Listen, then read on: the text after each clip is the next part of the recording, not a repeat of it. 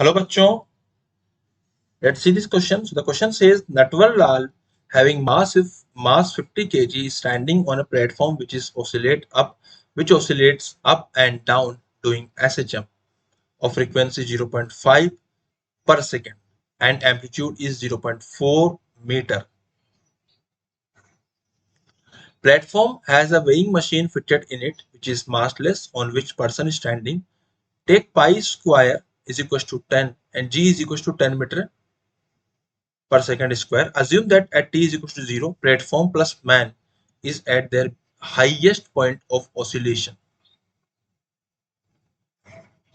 Okay. सो अगर हम यहाँ बात करें maximum reading of the weighing machine is what, so हम बात करेंगे maximum reading of the weighing machine की। सबसे पहले हम बात करते हैं यहाँ पे की कॉन्सेप्ट की। So what is the key concept? So we can write that pseudo force is equal to mass into acceleration of the frame.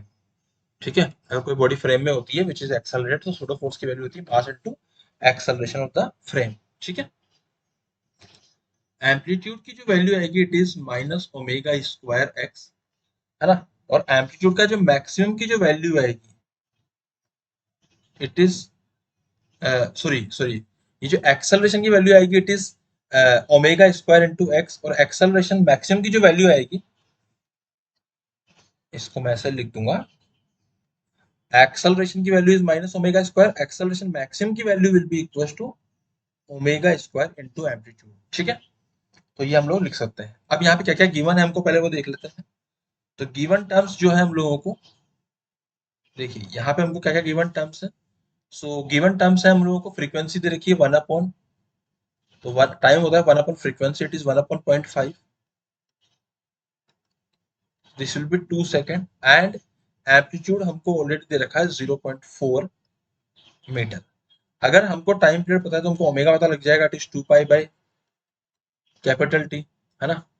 2 पाई को 2 पाई रहने दीजिए, कैपिटल टी को 2 रख दीजिए, तो ये जाएगा मेरा पाई। Similarly amplitude is 0.4।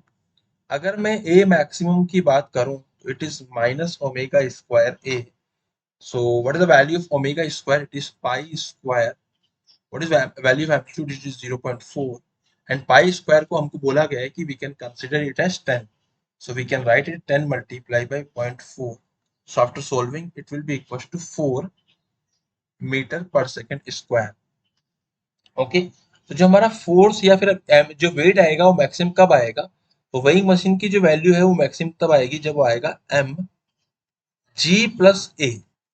ठीक है, और ए की वैल्यू भी हमारी मैक्सिमम हो जाए तो एम को तो क्या लिख सकते हैं हम लोग, उसका वेट है 50 kg, जी की वैल्यू आएगी यहाँ पे 10 और एक्सेलरेशन इज 4। तो after solving this we will get it 700 newton, और इसको अगर हम केजी में कन्वर्ट करेंगे तो it will be equal to 70 KG. Okay, अगर हम इसको थ्योरेटिकली केजी में लिखेंगे सो वेइंग मशीन जो रीडिंग देगी वो 70 केजी देगी। Option number 2 is my final answer. I hope you understood it well. Best of luck.